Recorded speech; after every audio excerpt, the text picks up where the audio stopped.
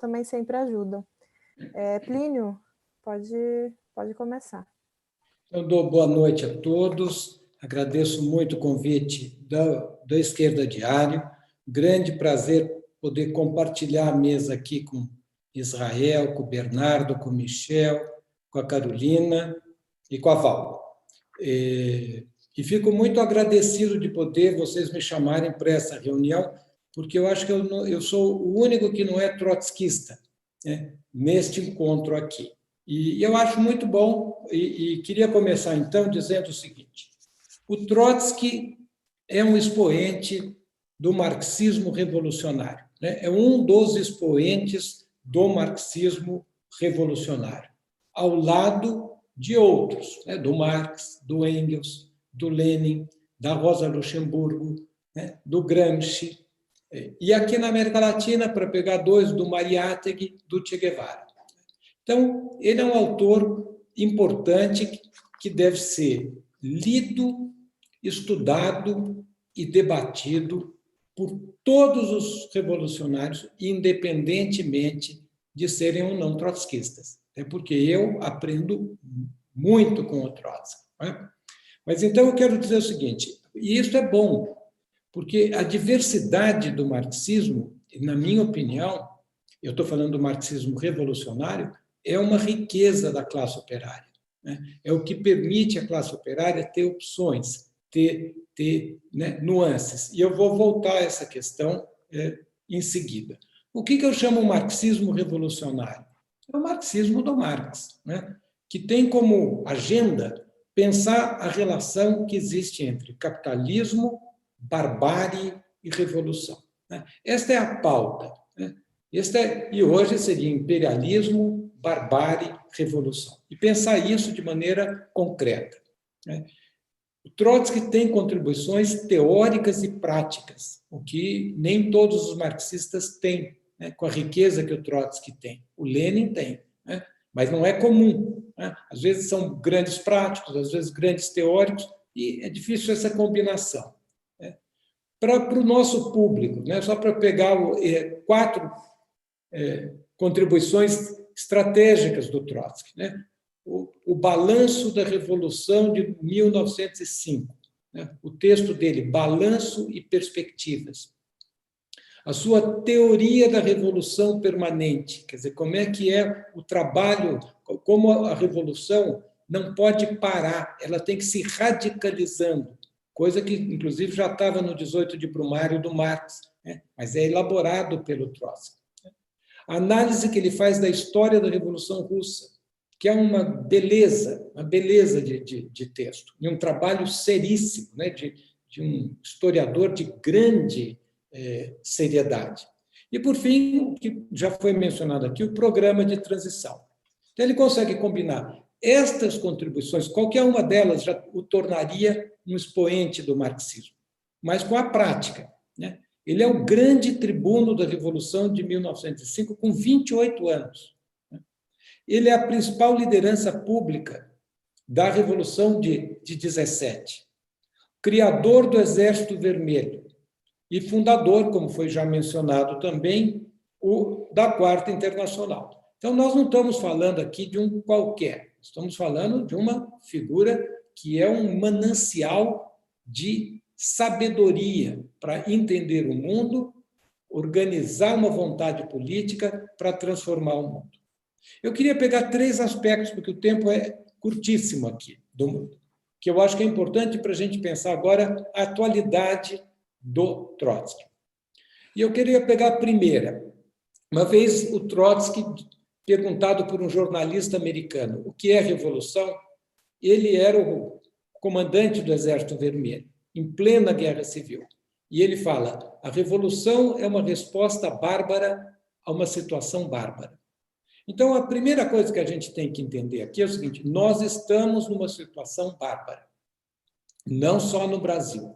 Aqui a barbárie é ao cubo, mas a barbárie é mundial.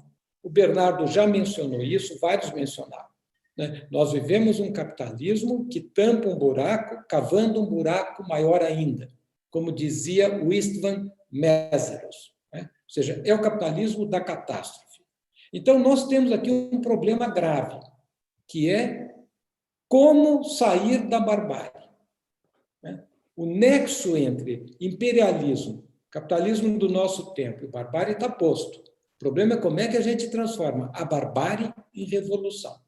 E eu tenho pleno acordo. Para isso, nós temos que ter, primeiro, um horizonte, que é o socialismo. Nós temos que colocar na ordem do dia o debate do socialismo. É a única maneira que a gente tem de fazer esse debate. Aliás, a burguesia sabe disso e nos coíbe o tempo inteiro a fazer esse debate. Nós temos que enfrentar o debate. E, claro, nós temos que ter uma força política organizada, comprometida com esta posição, que é um problema da direção. Então, essa é a primeira questão. A revolução está na ordem do dia e ela precisa ser feita às custas, né, da gente mergulhar na barbárie ou acabar com o mundo. Nem barbárie. Bom, segunda questão que eu queria colocar aqui, a ideia do programa de transição.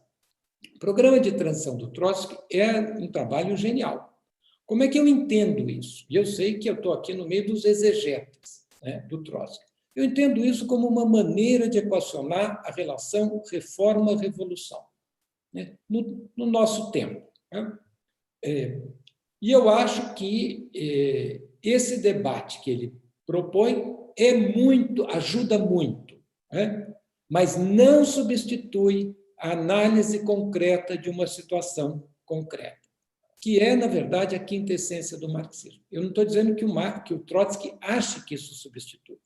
Eu estou só dizendo o seguinte, e ele mesmo fazia o tempo inteiro análise concreta de situação concreta. Mas nós temos que entender a história nossa, né? Qual é o capitalismo do nosso tempo? Como é que ele se manifesta aqui na América Latina e como é que ele dinamiza a luta de classes? Para a gente poder, digamos, dialogar com a classe. Porque senão a gente não consegue ter um programa concreto que fale com a classe, né? E eu acho que esse é um dilema que está posto não para os trotskistas, ele está posto para todos os revolucionários. E com isso eu quero pegar o último tema nos 2, 3 minutinhos que ainda restam, que é o seguinte: qual é o nosso problema hoje? É aglutinar uma força política revolucionária. Esse é o principal problema do Brasil e do mundo, porque não a dificuldade que a esquerda revolucionária tem não é só no Brasil, é no mundo inteiro, né? E nós temos que isto no Brasil talvez seja ainda mais complicado, porque o Brasil é muito heterogêneo. E a heterogeneidade da esquerda, ela reflete um problema real, que é uma heterogeneidade das estruturas sociais e da classe. Então, nós vamos ter que aprender a fazer a nossa unidade contemplando esta heterogeneidade. E para isso, como o tempo terminou, eu vou propor um terceiro debate para o Esquerda Diária, que é fazer um debate só sobre o PSOL, para a gente poder entender o que é o PSOL. Tudo que o Bernardo falou do PSOL é verdade, mas é preciso também entender que... 2 minutos agora, na verdade, Plínio. Perdão? Não, tu tens 2 minutos agora. Eu estava olhando meu relógio aqui e acelerando, então melhor. Então, eu acho que a gente deve fazer um debate sobre o PSOL, porque o PSOL era o esforço de superar o PT. Né? Superar, não negar, como faz a direita, mas ir além, ou seja, ser um partido contra a ordem. Esse debate nunca foi feito no PSOL, ele ficou encruado no PSOL. E o PSOL virou uma espécie de uma balsa de náufragos, que reunia gente que saía do PSTU e que reunia gente a rodo que saía do PT. Bom, então isto é onde nós estamos. Então nós precisamos ver como é que a gente lida concretamente com as partes do PSOL e como é que a gente junta, porque na verdade nenhum partido aqui dá conta de fazer a tarefa que tem que ser feita. E nós estamos condenados a nos aglutinar. Então, como o tempo é curto, eu acho excelente esse debate, acho que é isso que a gente deve fazer do jeito sério que está sendo feito aqui, que é pôr os dedos nas feridas, mas com tempo para a gente poder entender as dificuldades de cada um, porque a verdade aqui é que a vida não está fácil para ninguém. Fico por aqui, depois a gente volta.